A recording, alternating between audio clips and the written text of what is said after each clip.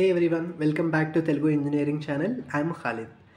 ఈ సెషన్లో మనం వచ్చేసి వెరిలాగ్ మాడ్యూల్ గురించి డిస్కస్ చేద్దాం. ఓకేనా? అసలు మాడ్యూల్స్ అంటే ఏంటి? మాడ్యూల్ అంటే ఏంటంటే module is a block where within module and end module the Verilog code is written అనమాట. విత్ ఇన్ ఈ మాడ్యూల్ లోపల మాడ్యూల్ అంటే ఏంటి? మనకు మాడ్యూల్ ఎండ్ మాడ్యూల్ అని 2 కీవర్డ్స్ ఉంటాయన్నమాట. సో నేను మాడ్యూల్తో స్టార్ట్ చేసి నా కోడ్ అంతా రాసేసి ఎండ్ మాడ్యూల్తో ఎండ్ చేస్తాను. సో ఈ బ్లాక్ ఉంది కదా మనకు, మాడ్యూల్ ఎండ్ మాడ్యూల్ అనే ఇదంతా మొత్తం బ్లాక్ ఉంది కదా, ఈ block is nothing but your module. ఓకేనా? సో స్ట్రక్చర్ చూద్దాం. స్ట్రక్చర్ దాని లోపల మనం ఏమేమి రాయొచ్చు మాడ్యూల్ లోపల అంటే, స్ట్రక్చర్ ఆఫ్ మాడ్యూల్ లోపల ఫస్ట్ వచ్చేసేసి నాకు మాడ్యూల్ అనమాట. మాడ్యూల్తో స్టార్ట్ చేస్తాను. నేను చెప్పాను కదా, ఈ మాడ్యూల్ అనేది ఒక కీవర్డ్, ఎండ్ మాడ్యూల్ అనేది కీవర్డ్ అనమాట. చూడండి కదా. So module end module, with in this module and end module నేను వచ్చేసి నాకు ఎంటైర్ కోడ్ అనేది మొత్తం కోడ్ అనేది రాస్తాను. సో మాడ్యూల్ నేమ్ అనేది మనం ఏమన్నా ఇచ్చుకోవచ్చు అనమాట. Half adder, full adder, my design అని ఏమన్నా ఇచ్చుకోవచ్చు. బట్ దానికి కొన్ని రూల్స్ రెగ్యులేషన్స్ ఉన్నాయన్నమాట. మనకు వచ్చేసేసి మాడ్యూల్ నేమ్ అనేది కన్ఫర్మ్గా మనకు స్మాల్ లెటర్తోని స్టార్ట్ అవ్వాలి. ఓకేనా? మీరు వచ్చి ఒక డిజిట్, ఫర్ ఎగ్జాంపుల్ 1, 2, 3 ఇలా డిజిట్స్తో వచ్చేసి మీరు మాడ్యూల్ నేమ్ అనేది స్టార్ట్ అవ్వకూడదు. అండ్ ఆల్సో మీరు స్పెషల్ ఐడెంటిఫైయర్స్, స్పెషల్ కీవర్డ్స్ అనేది మీ దగ్గర ఉంటాయి కదా. So dollar symbol, under score symbol, so ఇవన్నీ మీరు వచ్చేసి స్టార్టింగ్లో యూస్ చేయకూడదు అనమాట. మధ్యలో మీరు అండర్ స్కోర్ యూస్ చేయొచ్చు, బట్ స్టార్టింగ్లో యూస్ చేయకూడదు. ఓకేనా? అండ్ ఆల్సో మాడ్యూల్ నేమ్ అనేది ఇక్కడ small letter, just module name అని మెన్షన్ చేయడానికి నేను వచ్చి క్యాపిటల్ లెటర్ ఇక్కడ తీసుకున్నాను. బట్ మీరు వచ్చి మాడ్యూల్ నేమ్ రాసేటప్పుడు ఇప్పుడు ఇన్ కేస్ హాఫ్ యాడర్ అనుకోండి, మీరు వచ్చేసి ఎలా రాయాలంటే హాఫ్ అని చెప్పేసి స్మాల్ హెచ్తో స్టార్ట్ చేయాలి. క్యాపిటల్ హెచ్తో మీరు వచ్చేసి స్టార్ట్ చేయకూడదు అనమాట. ఓకేనా? క్యాపిటల్ హెచ్తో స్టార్ట్ చేయకూడదు. కన్ఫర్మ్గా స్మాల్ లెటర్స్తోనే స్టార్ట్ చేయాలి. వెరిలాగ్ అనేది కేస్ సెన్సిటివ్. ఓకేనా? So module name, port list అంటే ఏంటంటే మనకు ఇన్పుట్స్ అవుట్పుట్స్ ఏవైతే మనం యూస్ చేస్తూ ఉంటామో మన డిజైన్లో, సో ఆ లిస్ట్ అంతా మనం ఇక్కడ రాస్తామన్నమాట. పోర్ట్ లిస్ట్ అంటే list of your inputs and outputs. ఓకేనా? ఆ తర్వాత పోర్ట్ డిక్లరేషన్స్. ఇక్కడ నేను రాసిన ఇన్పుట్స్ అవుట్పుట్స్ వచ్చేసి ఫర్ ఎగ్జాంపుల్ హాఫ్ యాడర్ అనుకోండి, ABCSC అని చెప్పి రాసేసి ఉంటాను నేను. సో దాంట్లో నాకు ఇన్పుట్స్ ఏవి అవుట్పుట్స్ ఏవి అని డిక్లేర్ చేయాలి కదా. So that is nothing but your port declarations. అంటే నేను ఏం రాస్తాను, ఇన్పుట్ ABC అని రాసి మళ్ళీ దాని కింద అవుట్పుట్స్ SC అని రాస్తాను అనమాట. ఏది ఇన్పుట్ ఏది అవుట్పుట్ అని దానికి ఒక డైరెక్షన్ డిక్లరేషన్ అంటారు దీన్ని. ఓకేనా? Port declaration. ఇది చేసిన తర్వాత మనం ఏం చేస్తామనంటే declaration of wire, reg and other variables. కొన్ని డిజైన్స్లో ఏంటంటే మనకు వైర్స్ అనేవి యూస్ చేస్తాం మనం. సో ఫర్ ఎగ్జాంపుల్ మీరు ఇప్పుడు కౌంటర్స్కి కానీ రిజిస్టర్స్కి కానీ మీరు వచ్చి కోడ్ రాస్తున్నప్పుడు వచ్చి మీరు కన్ఫర్మ్గా వైర్స్ యూస్ చేయాలి. ఎందుకంటే మీకు వచ్చి for example D flip flop use చేసి మీరు రాస్తున్నప్పుడు అయితే మీరు 3 బిట్ కౌంటర్ యూస్ చేస్తే 3 ఫ్లిప్ ఫ్లాప్స్ అనేవి మీరు యూస్ చేస్తారు కదా. సో ఒక ఫ్లిప్ ఫ్లాప్ నుంచి అదర్ ఫ్లిప్ ఫ్లాప్ని మీరు కనెక్ట్ చేసేటప్పుడు మీకు ఇక్కడ వైర్స్ అనేవి ఇంపార్టెంట్. మీరు వచ్చి వైర్స్ యూస్ చేస్తారనమాట కదా. సో ఆ వైర్స్ అలాంటి వైర్స్ మీరు ఎక్స్ట్రా వైర్స్ ఏమైనా యూస్ చేస్తే ఆ వైర్స్ కూడా మీరు డిక్లేర్ చేసుకోవాలి. వైర్స్ కానీ మీరు రిజిస్టర్స్ ఏమైనా యూస్ చేశారనుకోండి స్టోర్ చేసుకోవడానికి, ఆ రిజిస్టర్స్ కూడా మీరు స్టోర్ చేయాల్సి ఉంటుందన్నమాట. సో ఆ రిజిస్టర్స్ కూడా మీరు డిక్లేర్ చేసుకోవాలి. వైర్ డిక్లరేషన్, రెజ్ డిక్లరేషన్, ఇంకా ఏమైనా అదర్ వేరియబుల్స్ ఏమైనా ఎక్స్ట్రాగా యూస్ చేసుకుంటే ఆ వేరియబుల్స్ కూడా మీరు డిక్లేర్ చేసుకోవాలి. ఓకేనా? That is nothing but declaration of wire, reg and other variables. So దీని తర్వాత మనం వచ్చేసి మాడ్యూల్ ఉంటుంది కదా, ఈ మాడ్యూల్ కింద మనము ఇంకా ఏమైనా నెస్టెడ్ లోవర్ లెవెల్ మాడ్యూల్స్ ఉంటాయన్నమాట. లోవర్ లెవెల్ మాడ్యూల్స్ అన్నీ మనం దీంట్లో ఇన్స్టాన్షియేట్ చేసుకోవాలనుకుంటే instantiation of your lower level modules అనేవి ఇక్కడ చేసుకోవచ్చు మీరు. ఓకేనా?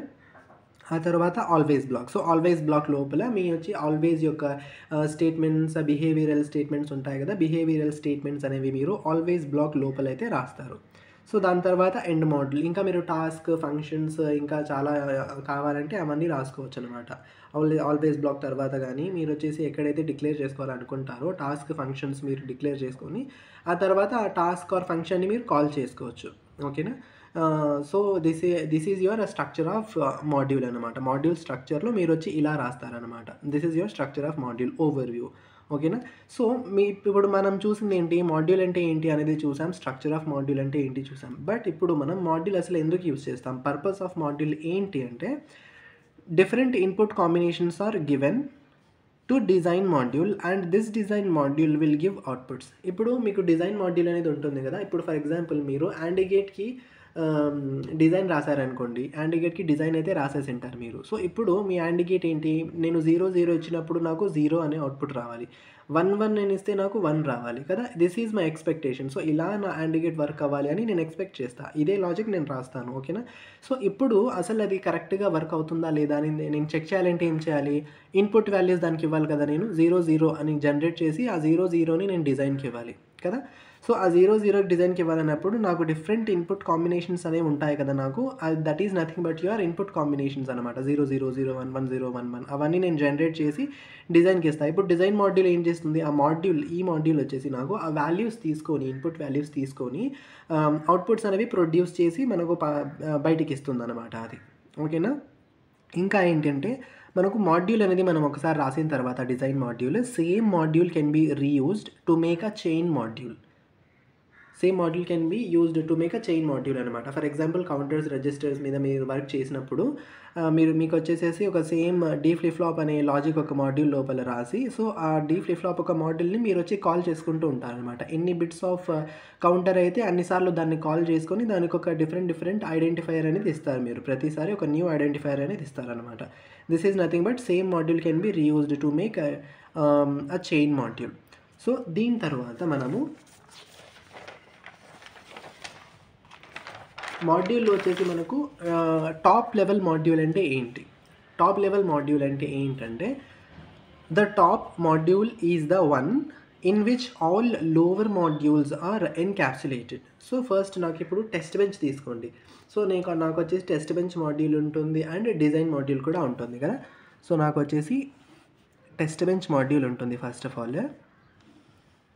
ఆ తర్వాత నేను డిజైన్ మాడ్యూల్ ఎక్కడో రాసుకొని ఆ మాడ్యూల్‌ని ఏం చేస్తాను, దీని లోపలే కదా నేను కాల్ చేసుకుంటాను. ఇన్‌స్టాన్షియేషన్ అయితే చేసుకుంటాను. ఇది నా డిజైన్ మాడ్యూల్, ఇది నా టెస్ట్ బెంచ్ మాడ్యూల్ కదా! సో, ఇక్కడ మీరు చూస్తే టెస్ట్ బెంచ్ మాడ్యూల్ లోపల మీరు డిజైన్ మాడ్యూల్‌ని ఇన్‌స్టాన్షియేట్ చేస్తున్నారు. అంటే ఎన్‌క్యాప్సులేట్ చేస్తున్నారనమాట. జస్ట్ ఒక ర్యాపర్ లాగా చేస్తున్నారు కదా!